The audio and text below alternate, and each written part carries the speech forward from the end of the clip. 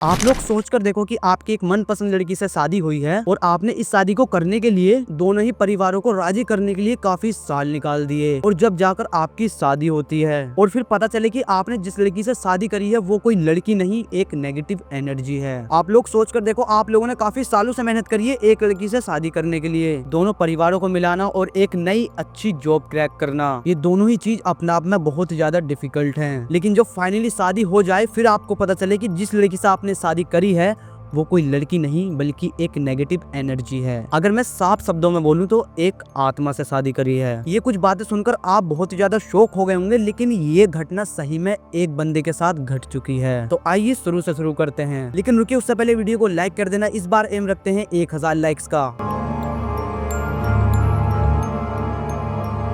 ये कहानी शुरू होती है दिल्ली के एक कॉलेज से। दिल्ली का सबसे नामी और गिरामी कॉलेज। साल 2016, कॉलेज का पहला दिन और उसके चेहरे पर एकदम रोशनी और एक नया जोश था। इस लड़के के चेहरे पर नई उम्मीद और थोड़ा सा डर था। लेकिन उसी भीड़ में एंट्री लेती है एक लड़की जिसका नाम था प्रिया वर्मा। सफेद कुर्ती में और बाल खुले हुए और उसकी आंखों में एक अलग सुकून था। वो क्लास में एंटर करती है और सबसे पीछे वाली बेंच पर जाकर चुपचाप बैठ जाती है। और वहीं दूसरी तरफ था एक लड़का जिसका नाम था नितिन वर्मा। थोड़ा बेफिक्र, थोड़ा शरारती, पर दिल का बहुत ज्यादा साफ था। उस लड़के का पहले दिन का टारगेट था अटेंडेंस मिस ना करना और कैंटीन में छोले भटूरे भी खा लूं। और कॉलेज के पहले दिन सबकी पहली क्लास शुरू होती है और टीचर कहती है कि सब अपना इंट्रो दो पहले। और जब प्रिया की बारी आई तो उसने कहा, मेरा नाम प्रिया है और मैं आगरा की रहने वाली हूँ और मुझे फोटोग्राफी बहुत ज्यादा पसंद है। और इतनी बात सुनते ही नितिन मुस्कुराता है और बोलता है कि मुझे भी कैमरे से बहुत ज्यादा प्यार है, लेकिन उससे भी ज्यादा सेल्फी से। पूरी क्लास हंसने लगती है और प्रिया ने नजर उठाकर पहली बार नितिन को देखा और पहली बार कॉलेज के पहले ही दिन उन्होंने एक दूसरे को देखा और उनकी जिंदगी का वो सबसे खास दिन था। उस दिन के बाद उनकी जिंदगी पूरी तरह बदल गई। नितिन और प्रिया को कॉलेज में कई हफ्ते गुजर चुके थे और जिस तरह से कॉलेज के हफ्ते बीत रहे थे उसी तरह से उन दोनों की सीटें पास आती चली जा रही थी। कभी कभी नोट्स एक दूसरे को देना, कभी कभी कैंटीन में कॉफी पीना, कभी कभी साथ में बैठकर बात करना, उन दोनों के बीच में एक बहुत ही गहरा रिश्ता बन चुका था। नितिन अक्सर कहता कि जब तू मुस्कुराती है तो लगता है कि जैसे सब कुछ ठीक है, बस सब सही है, इस दुनिया में कुछ गलत नहीं हो रहा। और प्रिया मुस्कुराकर कहती कि जब तू बोलता है तो लगता है कि जैसे शांति ही खत्म हो गई हो। काफी वक्त बीतता गया और उन दोनों की दोस्ती एक प्यार में बदल गई। लेकिन सबसे हैरान कर देने वाली बात ये थी कि कभी भी उन दोनों ने एक दूसरे से आई लव यू नहीं कहा था। वो दोनों डरते थे कि अगर मैंने ऐसा कह दिया तो ये रिश्ता यहीं खत्म ना हो जाए कहीं। लेकिन एक दिन कॉलेज से लौटते वक्त बहुत तेज बारिश पड़ने लगी। बस सब लोग भागते हुए छतों के नीचे छुप गए और इसी मौके का फायदा उठाते हुए नितिन ने अपनी जैकेट उतार कर प्रिया के सर पर डाल दी। प्रिया मुस्कुराकर बोलती है कि तू भीग जाएगा, लेकिन नितिन मुस्कुराकर बोलता है कि अगर तू साथ है तो मुझे बारिश भी अच्छी लगती है। लेकिन बारिश थमने से पहले प्रिया ने एक बात कही नितिन से, नितिन अगर मैं कभी चली जाऊं तो तू मुझे भूल तो नहीं जाएगा। नितिन मुस्कुराते हुए बोलता है, तू चाहे जहाँ भी चली जाए मैं तेरे साथ साथ चलूंगा। उस दिन पहली बार उन दोनों ने एक दूसरे का हाथ थामा। दोस्ती अब प्यार में पूरी तरह बदल चुकी थी। उन दोनों के 3 साल किस तरह बीत गए उन लोगों को खुद को ही नहीं पता। लेकिन अब कॉलेज का आखिरी सेमेस्टर चल रहा था। हर कोना, हर बेंच, हर रास्ता उन दोनों की यादों से भरा हुआ था। कॉलेज का फेयरवेल डे आया। नितिन ने ब्लैक सूट पहना और प्रिया ने रेड साड़ी। और जैसे ही दोनों ने एक दूसरे को देखा लगा कि जैसे वक्त थम सा गया हो। उस टाइम पर प्रिया की आंखों में आंसू थे और नितिन ने पूछा, क्यों रो रही हो? प्रिया थोड़ा मुस्कुराते हुए बोली कि अब ये रोज रोज का मिलना हमारा बंद हो जाएगा। नितिन ने हंसते हुए कहा कि पगली, कॉलेज खत्म हुआ है, हमारी कहानी नहीं। प्रिया थोड़ी उदास होकर बोली, कहानी खत्म ना हो, बस मैं यही दुआ करती हूँ। कॉलेज खत्म होता है और नितिन को कुछ महीने बाद मुंबई की एक बहुत बड़ी कंपनी में जॉब ऑफर होती है। वो बहुत ज्यादा खुश था, लेकिन वो अंदर से डरा हुआ भी था क्योंकि प्रिया को वापस अपने गांव महूपुरा जाना था, जहां पर नेटवर्क भी ठीक से नहीं आता था, जहां पर वो आखिरी दिन स्टेशन पर दोनों मिले। और उस टाइम पर बारिश फिर से हो रही थी। नितिन ने थोड़ा उदास होकर कहा प्रिया से कि तू वापस जरूर आएगी ना? प्रिया थोड़ी सी मुस्कुराई और कहा,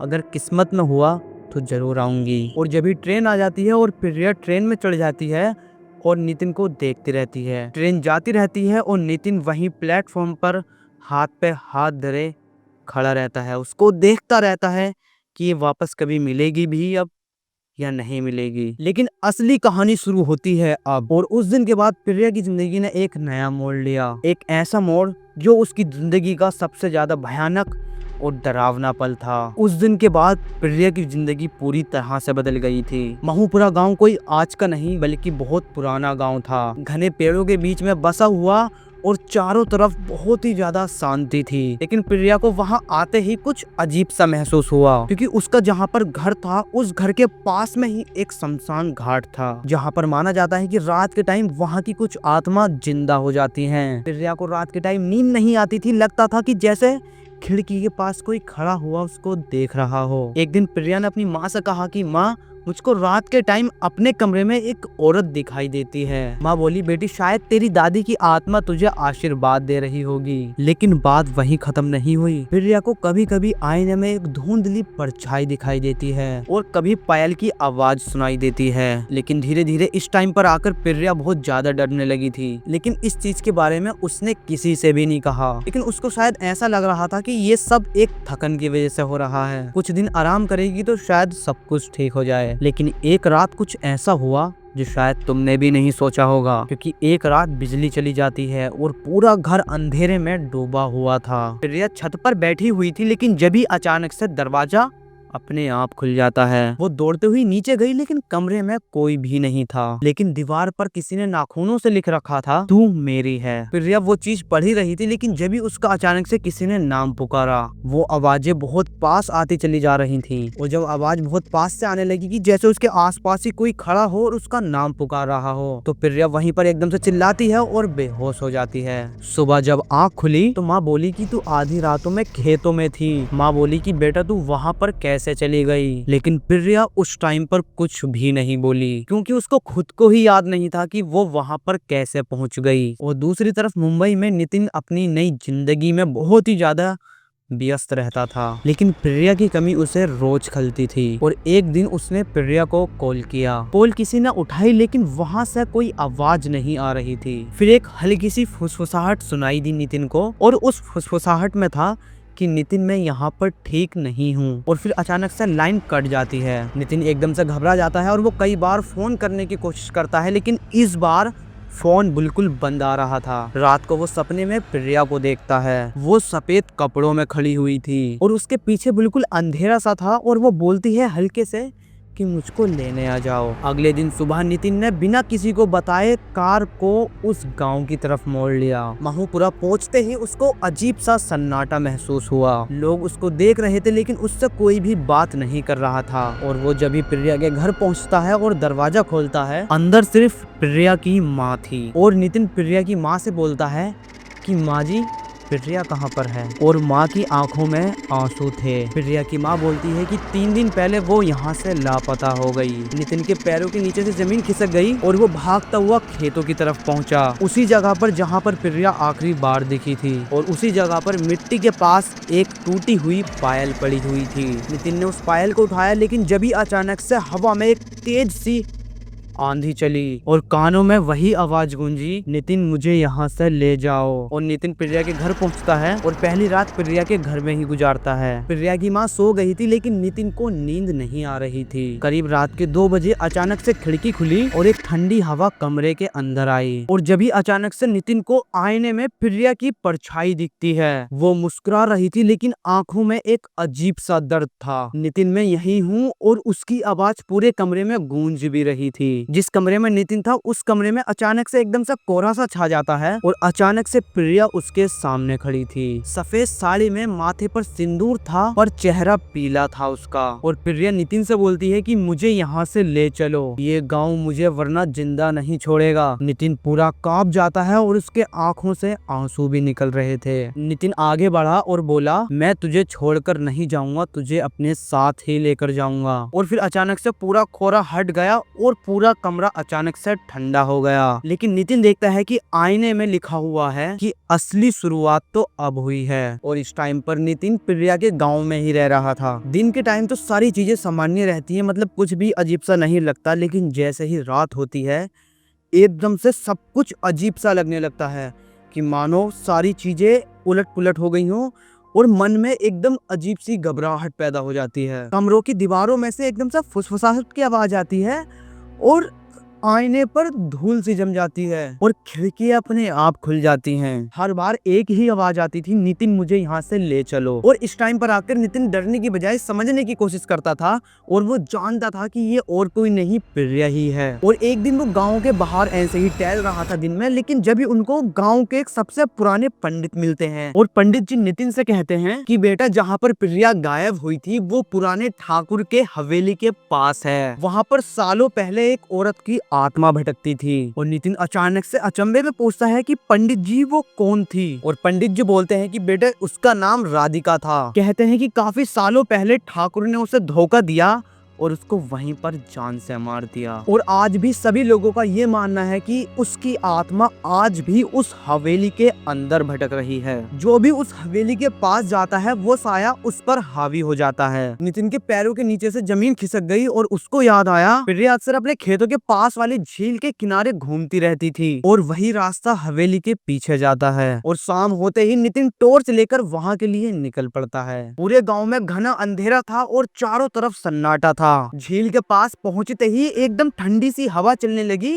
और पेड़ों से अजीब सी सीटी की आवाज आने लगी। और जब वो उस हवेली के पास गया तो वो देखता है कि हवेली का गेट आधा टूटा हुआ है। और जब वो अंदर गया तो वो देखता है कि चारों तरफ धूल ही धूल है और जाले हैं और एक पुरानी सी खुशबू आ रही है। और सबसे हैरान कर देने वाली बात ये थी कि कमरे के अंदर एक दुल्हन की फोटोज टंगी हुई हैं। चेहरा थोड़ा धुंधला सा था, लेकिन जब नितिन ने टॉर्च जलाकर देखा तो उसको अचानक से झटका लगता है क्योंकि वो चेहरा बिल्कुल प्रिया के जैसा था। नितिन उन फोटोज को देख ही रहा था, लेकिन जब ही अचानक से पीछे से आवाज आती है हल्की सी बिल्कुल कि तू यहाँ पर आ ही गया आखिरकार। और जब ही अचानक से उसकी टॉर्च भी बंद हो गई और पूरे कमरे में सिर्फ अंधेरा ही अंधेरा था। और फिर वही जानी पहचानी खुशबू जो प्रिया के इत्र की थी। और इस टाइम पर आकर नितिन को बिल्कुल साफ साफ उसकी आवाज आ रही थी। नितिन ने एकदम कांपते हुए पूछा कि प्रिया ये तू है ना? अंधेरे में एक साया दिखा और धीरे धीरे एक रोशनी की परत बन गई। वो थी तो प्रिया ही, लेकिन अब उसके चेहरे पर एक अजीब सी उदासी थी। और नितिन से बोलती है कि नितिन अब वो मुझे यहाँ नहीं छोड़ती। नितिन बोलता है तुम किसकी बात कर रही हो, कौन नहीं छोड़ती तुम्हें? प्रिया बोलती है वही औरत राधिका। और बस इतना कहते ही प्रिया की आवाज एकदम से टूटने लगती है और उसके आंखों से एकदम खून के आंसू गिरने लगे। और प्रिया बोलती है नितिन से कहती है कि नितिन राधिका मुझसे ये कहती है कि अब वो मेरी जगह ले, यानी कि वो चाहती है कि मैं अब राधिका बनूं, खाली इसी वजह से कि मैं उसके जैसी दिखती हूँ, ताकि वो आजाद हो सके यहाँ से। नितिन एकदम से उसकी तरफ हाथ बढ़ाता है, लेकिन जब ही अचानक से एक हवा का झोंका आता है और प्रिया गायब हो जाती है। और फिर जल्दी से नितिन वहां से निकल जाता है। और फिर अगले दिन नितिन एक गांव के सबसे पुराने पुजारी के पास जाता है और पुजारी ने कहा कि तू जिस लड़की से प्यार करता है वो अब इंसान नहीं, दो आत्माओं का संगम है, एक प्रिया की आत्मा और एक राधिका की बदला लेने वाली आत्मा। और नितिन पुजारी जी से बोलता है कि पुजारी जी प्लीज मैं उसको नहीं छोड़ सकता। तो फिर पुजारी जी बोले कि तुझे सिर्फ अब एक ही काम करना होगा। फिर अब नितिन बोले पुजारी जी आप जो कहोगे मैं वही करूंगा। पुजारी जी बोलते हैं कि अब तुझको राधिका को शांति दिलानी पड़ेगी। पुजारी जी नितिन से साफ साफ कह रहे थे कि अब तुझको उसकी आत्मा को शांति दिलानी पड़ेगी, वो तभी मुक्त होगी जब तू उसके साथ 7 फेरे ले लेगा। नितिन को एकदम से झटका लगता है और वो बोलता है शादी, वो भी एक आत्मा के साथ? और पुजारी जी बोलते हैं हाँ, लेकिन एक बात का बिल्कुल ध्यान रखना, अगर राधिका हावी हो गई तो तू भी इस दुनिया में नहीं रहेगा। और नितिन ने पुजारी जी से कहा कि हाँ मैं सब कुछ करने के लिए तैयार हूँ, मुझे अपनी जान की कोई परवाह नहीं है। नितिन ने हवेली के अंदर दिया जलाया और पूरे मंडप को फूलों से सजा दिया। और इस टाइम घड़ी में पूरे 12 बजने वाले थे। हल्की हल्की हवा चल रही थी और दिए झमझमा रहे थे, यानी कि जैसे अब बुझने वाले हों, अब बुझने वाले हों। 12 बजते ही वो बोलता है कि प्रिया मैं तैयार हूँ। लेकिन जब भी धीरे धीरे एक धुएं से आकृति बनती है और वो और कोई नहीं प्रिया ही थी, एक जोड़े में, सिंदूर लाल साड़ी पर चेहरा एकदम फीका। नितिन प्रिया से बोलता है कि आज हम अपना अधूरा रिश्ता पूरा करेंगे। लेकिन जब ही अचानक से घंटी बजने लगती है, पता नहीं कहां से एकदम से घंटी की आवाज आती है और तेज तेज हवा चलने लगती है। और उन्होंने जब ही पहला फेरा लिया। पहले फेरे में तो सिर्फ हवा चली थी, लेकिन जैसे ही उन्होंने दूसरा फेरा लिया दिया ही बुझ गया। और तीसरे फेरे में तो पूरी दीवारें ही हिलने लगीं। और चौथे फेरे में प्रिया के चेहरे पर राधिका की झलक आई। नितिन ने प्रिया का हाथ पकड़ा और बोला कि प्रिया तुम वापस आओ। वो एकदम से चिल्लाती और बोलती है कि अब मैं सिर्फ प्रिया नहीं हूँ। और पूरा कमरा मानो एकदम से कांपने लगता है। हर दीवार से एकदम अजीब अजीब सी आवाजें आने लगती हैं। और वो आवाज कुछ ऐसी थी कि मुझे आजादी चाहिए। पूरा कमरा अचानक से कांपने लगा और मानो कि जैसे भूकंप सा आ गया हो। और हर दीवार से एक ऐसी आवाज आ रही थी कि मुझे आजादी चाहिए। और जब भी नितिन ने आंखें बंद करी और कहा अगर तुझे आजादी चाहिए तो मेरी जान ले ले, लेकिन मेरी प्रिया को छोड़ दे। और अब हो रहा था आखिरी फेरा शुरू। इस टाइम पर आकर पूरी हवा रुक गई और पूरा कमरा शांत हो गया। और प्रिया की आंखों से आंसू गिरने लगे और उसने नितिन का हाथ पकड़ा और बोली अब मैं जा रही हूँ। और जब ही अचानक से एक तेज रोशनी फैलती है और सब कुछ धुंधला सा हो जाता है। और जब नितिन ने आंखें खोली तो प्रिया वहां से गायब थी। फर्श पर सिर्फ माला और राख पड़ी हुई थी और आईने पर लिखा हुआ था धन्यवाद नितिन। और जब अगले दिन गांव वाले उस हवेली के पास पहुंचे तो वहां पर नितिन उनको बेहोश मिलता है। और जहां पर नितिन पड़ा हुआ था उसके पास ही प्रिया का एक फोटो पड़ा हुआ था और उस फोटो में प्रिया के सिंदूर लगा हुआ था। लेकिन असलियत अभी भी किसी को समझ में नहीं आई कि अंदर क्या हुआ था। नितिन बस इतना बोला कि वो अब आजाद है। उसके बाद वो गांव छोड़ देता है और कभी भी वापस नहीं आता। और जो आगे हम कहानी सुनने वाले हैं वो कम से कम 5 साल बाद की कहानी है। मुंबई की एक इमारत की बिल्डिंग में नितिन बैठा हुआ था। वो चाय पीते पीते आसमान की तरफ देख रहा था और अचानक से जब भी हवा चलती है और फूलों की खुशबू आती है, लेकिन जब भी अचानक से वही आवाज उसके कानों में फिर से गूंजने लगती है, नितिन नितिन। नितिन एकदम से मुस्कुराया और बोला कि मुझे पता था कि तू यही है। और जब नितिन ऑफिस के अंदर जाता है तो वहां पर एक फोटो फ्रेम लगा हुआ था। वो फोटो फ्रेम नीचे गिरा और वहां पर एक अजीब सी परछाई उभरने लगी, प्रिया की मुस्कुराती तस्वीर। और लोग बाग अब भी कहते हैं कि कभी कभी नितिन को सड़क पर एक औरत के साथ चलता हुआ देखा जाता है। कोई भी उसे छू नहीं सकता, लेकिन उसकी खुशबू सबको महसूस होती है। जो भी इन दोनों जोड़ों को देखता है वो दोनों उसके सपने में जरूर आते हैं। वो भी मुस्कुराते हुए और कहते हैं अब हम साथ हैं, वो भी हमेशा के लिए।